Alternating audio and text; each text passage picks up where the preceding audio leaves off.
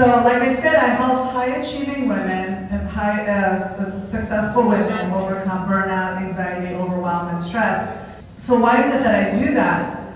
And that's because I've noticed in my work that a lot of successful women, and I talked to a couple of you this morning, and I would love to know your stories of what struggles you've overcome. What have you achieved? What have you sacrificed to get to where you are? How much have you dedicated your life, and how much have you neglected yourself? Because a lot of the women that I work with, what they end up doing is they push themselves so hard, and they end up sacrificing their mental and physical health. And so I want to help you guys train your brain and learn how to make all of that work for you so that you don't have to sacrifice who you are. Because I don't know who mentioned it before, but they said that when you are not mentally well, it impacts you, it has a ripple effect. It impacts how you show up for other people. It impacts who you are and how you impact your spouses or your family members. But when you are taking care of yourself, you show up as the best version of yourself. Women have different brains than men. We are wired differently than the way a man is wired. Women are naturally, our brains work faster and harder than not saying that in man's, but we're wired differently.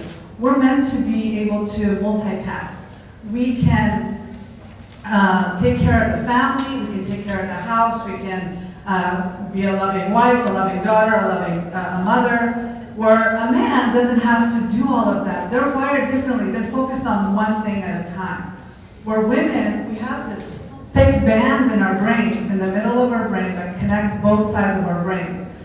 God created us this way. God created us to be able to do all of those things at once. Where a man has to focus on one thing at a time. Imagine if a man has to go hunting, or a man is going to war. He can't think about what happened, the argument he had with his wife earlier. He can't think about the needs of his kids necessarily. If he's hunting or if he's fighting, he needs to focus on one thing at a time.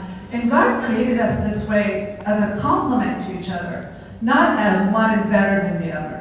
We're supposed to support each other. But unfortunately, a lot of women, especially high-achieving, successful women, we tailor our success to that of how a man functions, what a man's standards are. And so what I've noticed is that a lot of these successful, overachieving women, they're driven by anxiety and fear.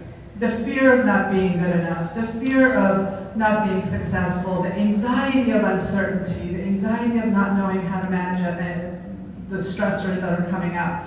And so because our brains work so hard, we end up being a lot more stressed.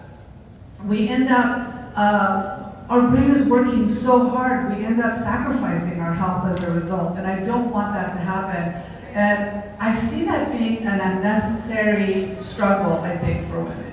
We don't have to burn ourselves out in order to be successful. There is a balance, and I want you guys to understand that when you train your brain, you can have that high-achieving mindset without having to sacrifice yourself. So this is the reality of stress. When we're stressed, especially as women, but in the United States, the #1 killer of women is heart disease.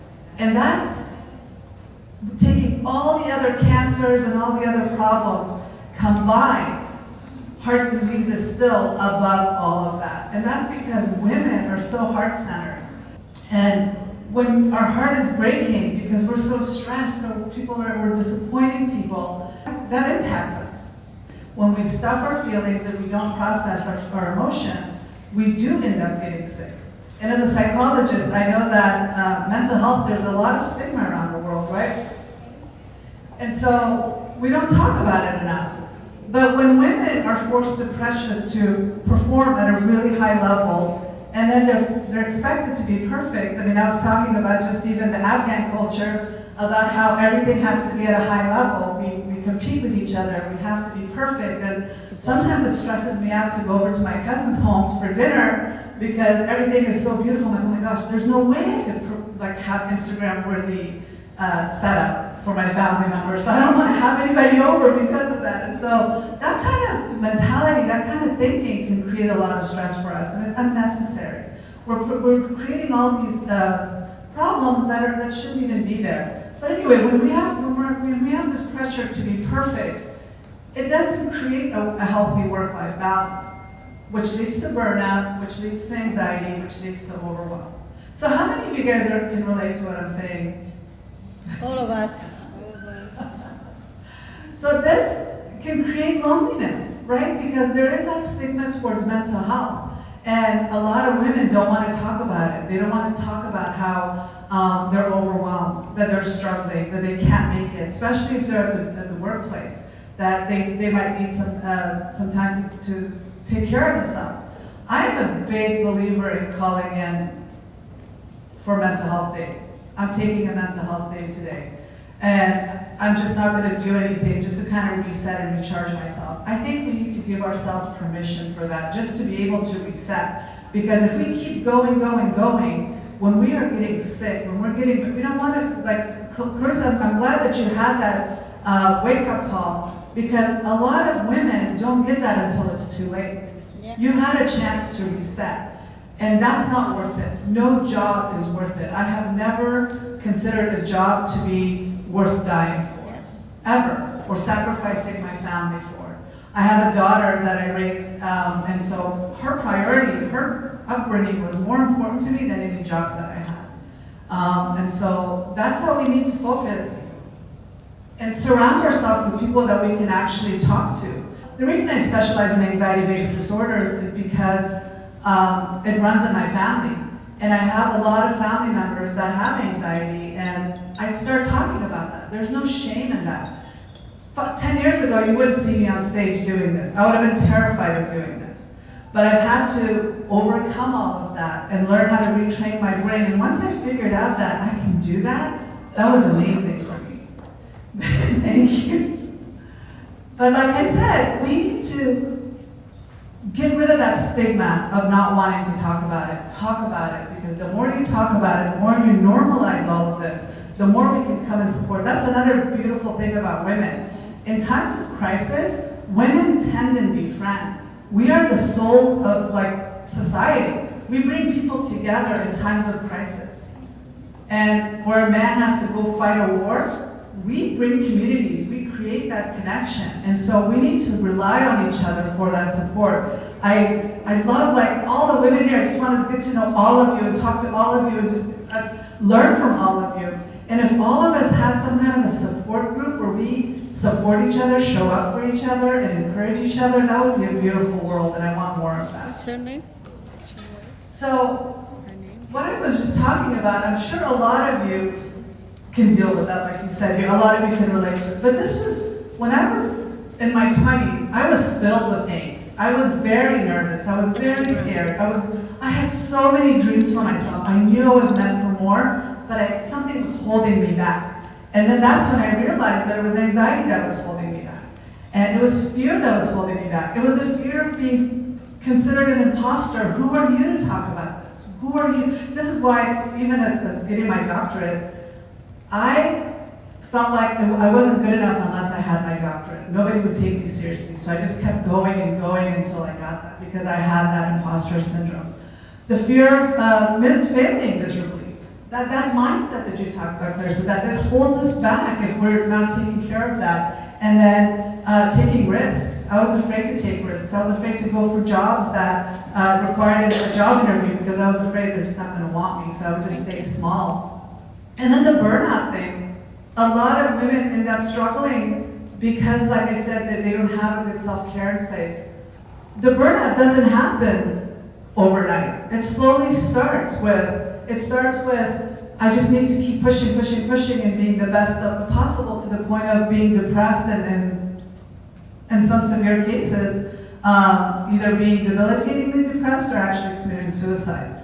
So I don't want that for anybody, and so that's why I'm so passionate about talking about this. And when I talk about anxiety, when I talk about my over-anxious brain, my brain that works so hard, works so fast, I consider that my greatest gift now. I consider that the biggest blessing. I consider that my superpower, because I know my brain always wants to be better, always wants to do better, and the attention to detail, that everything that I have, that my brain wants to work for, I know that I can use that for my success and for my achievements.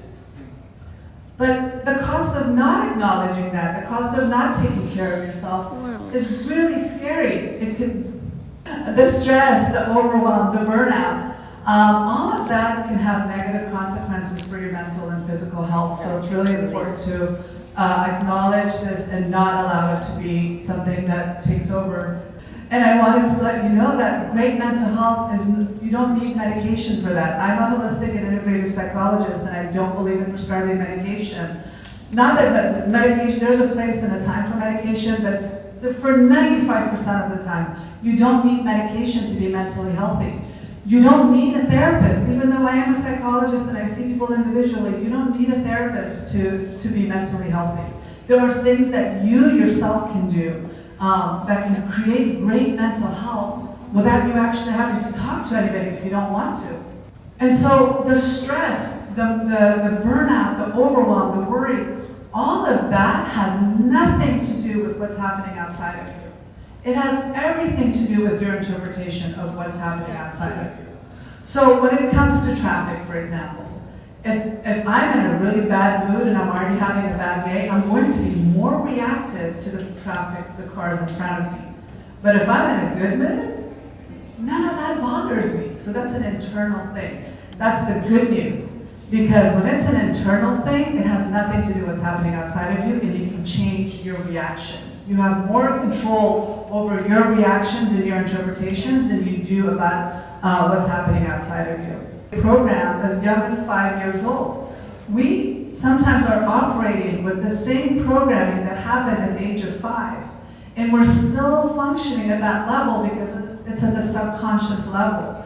And unless we become aware of it and actively change it, it will continue to drive every decision that we make, from our relationships to our finances to our career choices.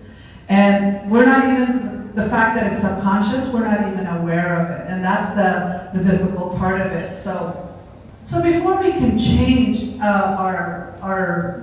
retrain our brain, we need to change our stress level. We have to calm our central nervous system, because if we're programmed to, or if we have an interpretation towards fight or flight, if we're in a fight or flight state where we're constantly stressed, we're going, we feel like if we drop the ball 1 second, the entire world's going to end. We have to juggle and keep all the balls in the air, and we can't take a breath. We're in a fight or flight state. Our body is not repairing itself. Our body is not digesting properly. So a lot of people end up having sleep issues, digestive disorders, a lot of other physical health problems. So we need to calm our central nervous system.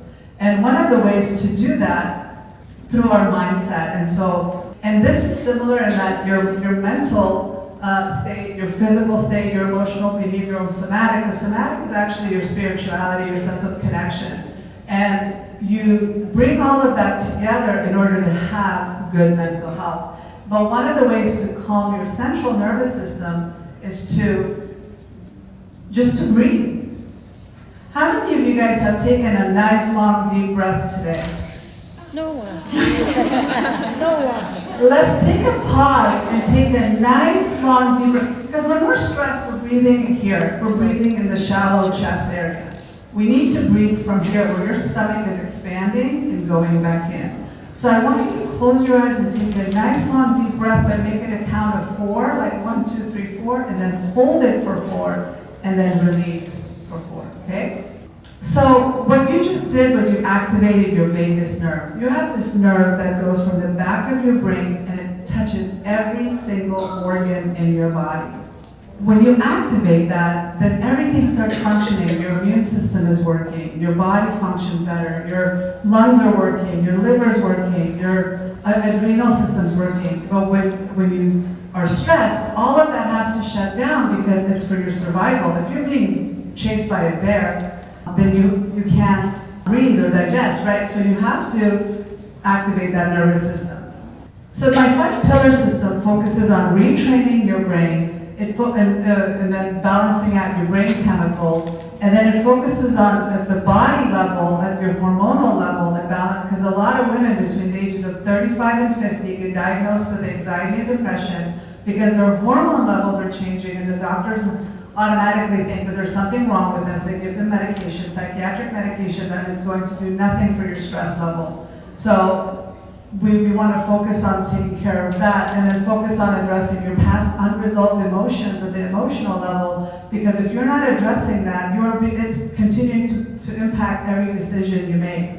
And then focusing on your behavior. Maybe your lifestyle needs to improve, maybe your diet, nutrition needs to improve, maybe you need to exercise more. So we focus on addressing your behavior level as well. And then focusing on getting connected and recharging yourself and getting back in touch with your body.